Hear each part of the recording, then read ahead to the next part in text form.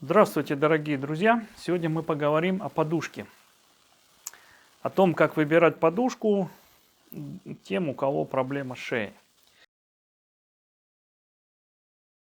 На эту тему снято очень много роликов, много рассказано ерунды, в которую я тоже верил и пробовал. И сейчас у меня накопился собственный опыт того, как подбирать подушку для сна. Сейчас я считаю, что разным людям нужна разная подушка. И это связано с особенностями их осанки. То есть вот это маркетинг, когда продают подушки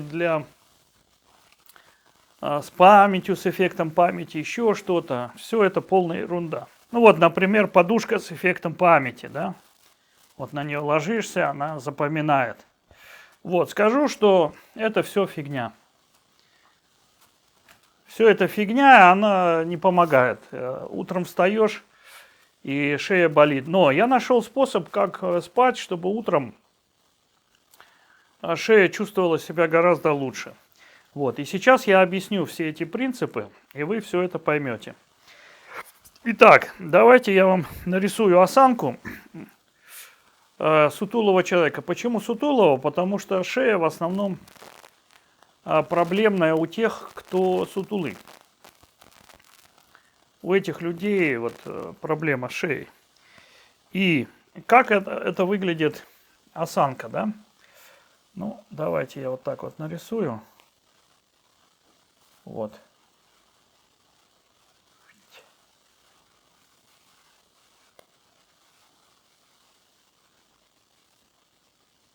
Как-то вот так.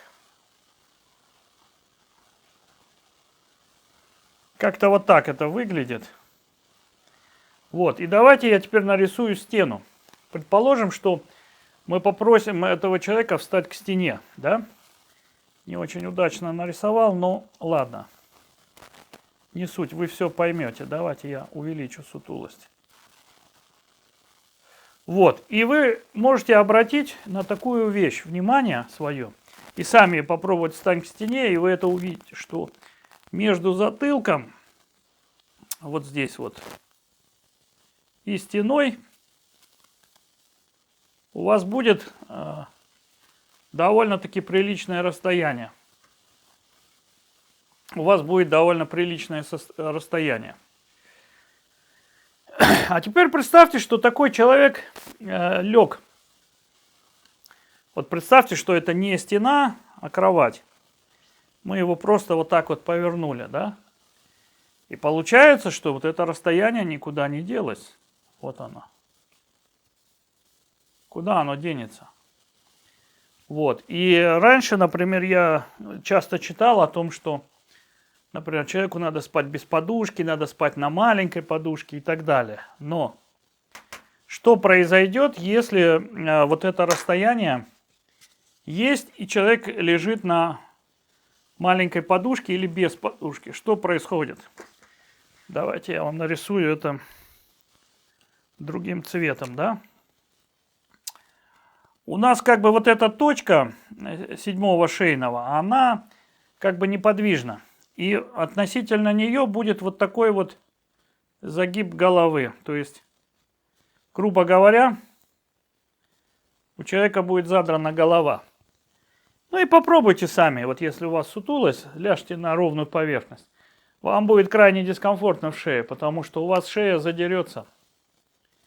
Так что же делать таким людям? Давайте я это изображу на кровати. В таком большем масштабе. Итак, у нас есть, такая сутулость. Нос нам будет показывать направление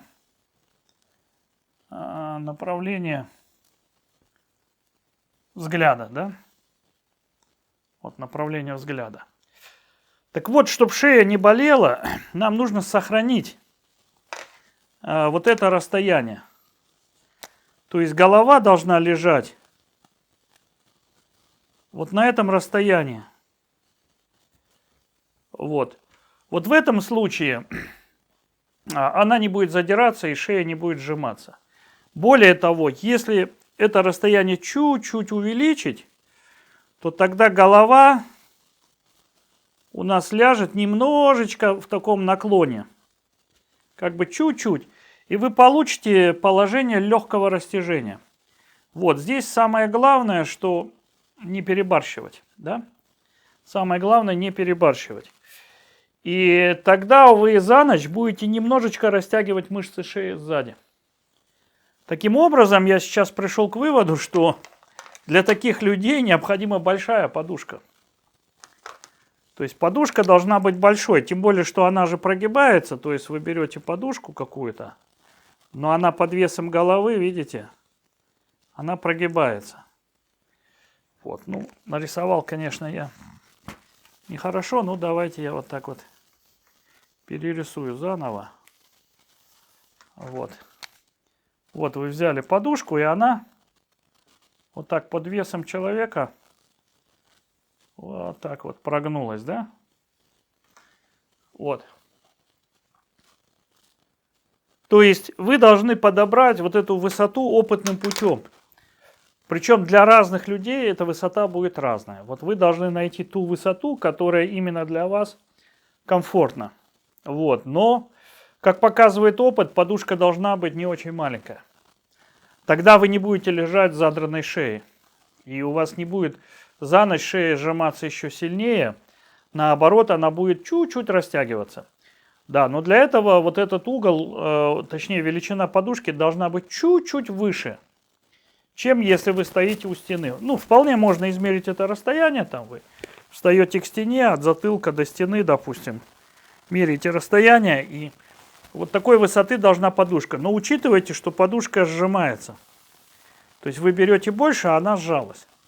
Поэтому надо вот подбирать такую высоту только опытным путем. Вы взяли, допустим, такую подушку, поспали, полежали, посмотрели вот такую, такую, такую. И таким образом найдете нужную высоту. И не слушайте никого по поводу всех этих ортопедических подушек. Они помогают только тем, кому по размеру подошла. Вот та подушка, которую я вам показывал, она слишком маленькая для меня. Вот давайте я покажу ее.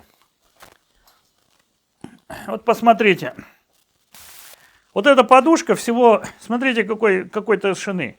После того, как я ложу сюда голову, она вообще становится близко к нулю. И на такой подушке невозможно спать. Еще хуже становится. Потому что это практически отсутствие подушки. Вот эта подушка. То есть она бестолковая. Вот если под нее что-то подложить нужной высоты, тогда можно. Тогда можно спать, даже можно жесткое под нее подкладывать. Тогда да, можно отрегулировать высоту нужную, и все будет хорошо. Вот. Вот такие мои взгляды сегодня на вот эту вот проблему с подушкой. И это важно, за этим важно следить, если у вас проблемная шея, потому что вы ночью можете ухудшать состояние своей шеи. И это чувствуют очень многие, когда просыпаются, что шея скована. Это говорит как раз о том, что вы лежали с задранной головой. Вот. Ну и другой вариант, это, конечно, если вы спите на боку. Тогда, конечно, проблем меньше всего возникает.